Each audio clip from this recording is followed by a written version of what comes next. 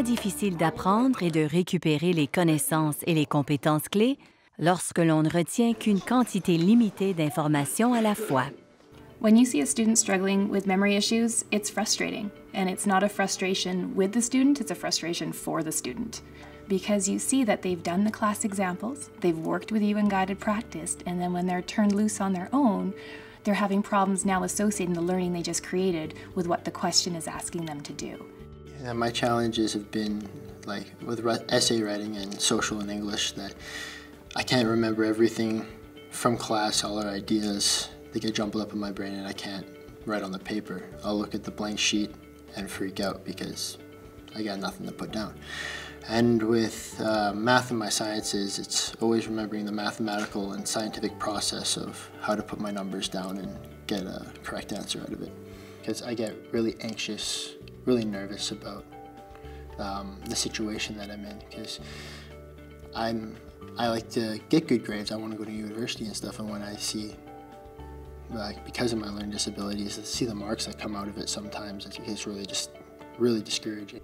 Working memory is this ability that we all have to hold information in our head while we're working with it.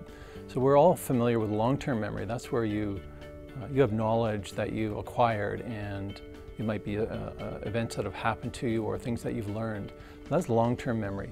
Now, when we want to do something with that memory, that's when we're applying working memory. La capacité de la mémoire de travail diffère d'un individu à l'autre.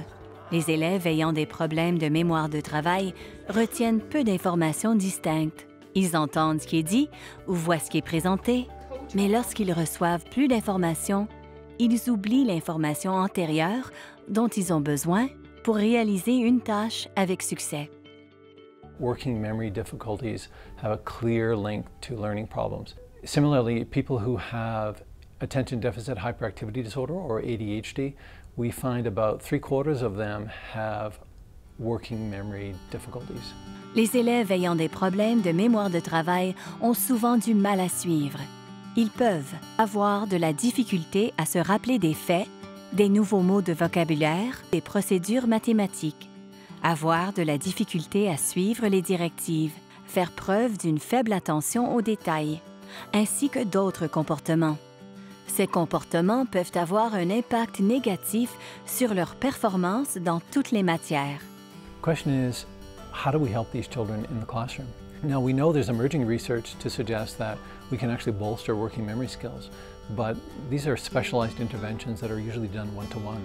So in a classroom environment, we need to change the way that we're doing things to help students compensate. As teachers, we need to break our concepts, our teaching, our instructions into smaller, sort of bite-sized pieces for them. We need to give them a chance to backtrack and to overlearn concepts. We need to give them an opportunity to check their work, and we also need to introduce technology that can help these students. So expecting a student with a working memory problem to do math in their head is really setting them up for failure. What we want to do is give them a pencil, give them a paper, give them a calculator or some other tool that's going to help them to be able to show their skills without having to rely on their working memory. Lorsque nous soutenons les élèves ayant des problèmes de mémoire de travail, il est essentiel de réduire l'utilisation de la mémoire. There are a variety of strategies we can use with students who have working memory difficulties. Most importantly would be to integrate really explicit and consistent review for them. So trigonometry is the study of triangles. Right? Really, that's what it's all about. And in that becomes the study of angles. So there's some vocabulary words that we have to be aware of so we can answer our questions and do our test. Okay? It's not a vocabulary test. I won't ask you to match the definitions or anything like that, but you need to know what the words mean in order to answer the questions. And that's really what Lesson 1 is. Lesson 1 is a review of your trigonometry from grade 11.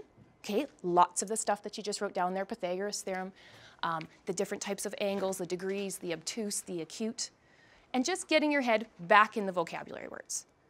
All right, first thing you need to know. Une autre stratégie est d'aider les élèves à créer des liens évidents entre la nouvelle information et les connaissances antérieures, en encourageant l'écriture, le dessin et la réflexion verbale. What do you notice about thank you, Tegan. What do you notice about a rotation angle and a reference angle in quadrant 1? They're the same. So when you took grade 10 trig and a lot of grade 11 trig, your questions were contrived such that they always happened in the first quadrant, so you never had to worry about the reference angle before. But we know that angles can rotate through all 4 quadrants. How are we feeling about this stuff? Is this coming back? Enseigner des mots-clés aux élèves est une autre stratégie importante. Using keywords both visually and verbally in the classroom is really good for students with working memory challenges. It allows them to refer to something and then they can make links back to what they already know. So they're not having to remember a lot of information. They can look at one word and that will trigger for them what it is that they were supposed to remember. This is an angle. Okay. And an angle has certain parts. This is an initial arm.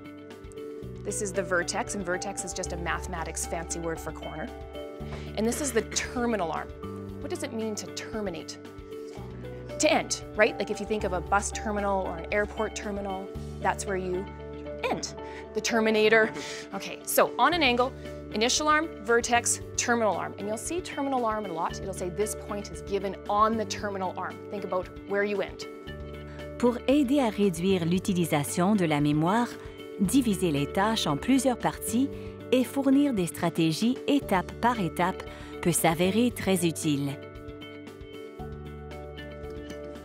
Can we analyze these directions first? What is important in these directions? -4 and 3. What else is important in here? Terminal arm, what does that mean? Where you end. So it's on the ending arm, the arm that I keep moving, of angle theta. What did we say theta was for? Angle. Now if you draw it in standard position,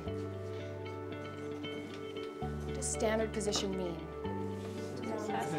Yeah, a positive angle, or that starts at the x-axis, it's not floating in the air. Can you draw me, labeling your point, -4, 3, on the terminal arm of theta, and draw me theta in standard position? And can you actually label the point for me just so I can see it?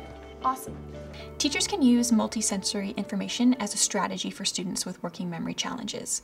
That means you can present the material verbally, you can make sure you have a visual, and also think about if you can incorporate some kind of kinesthetic involvement with the activity. This way students are accessing information in 3 different ways. Quadrant 1 is the first quadrant that a positive angle enters. Quadrant 2 is the next quadrant that the angle enters, then quadrant 3, then quadrant 4. That's why it looks like it's numbered backwards, and when you learn this in elementary, kids always want to number it clockwise because so much of what you do normally goes clockwise. But it's the way that the angle moves through there. So if you have a grid board right now, I want you to use the grid board, and I want you to draw me an angle of 120 degrees. Can you draw me that? Ces stratégies profiteront à tous les élèves de la classe, mais elles seront tout particulièrement utiles aux élèves ayant des problèmes de mémoire de travail. Students who have working memory difficulties can easily be frustrated because they're struggling with things that others around them seem to find so easy. And it's important for parents and for teachers to be patient with them, to remember that this is something that they don't have control over, and to give them encouragement and support in order for them to be successful. When you see students successfully implementing strategies for their working memory, you have a sense of pride because you see those kids and all their accomplishments coming together with all their hard work. So you see them, when they have keywords, they're underlining them and they're recognizing the keywords mean to employ a certain strategy. You see them using their graphic organizers. You see them employing the practice that they used in small groups or individually onto paper to demonstrate all that they've learned in an individual exam. I feel a lot better about myself because I can see how they are improving my learning, improving my grades towards getting me into university. So yeah, it definitely improved my mood at school too. I like to be at school and I'm doing well.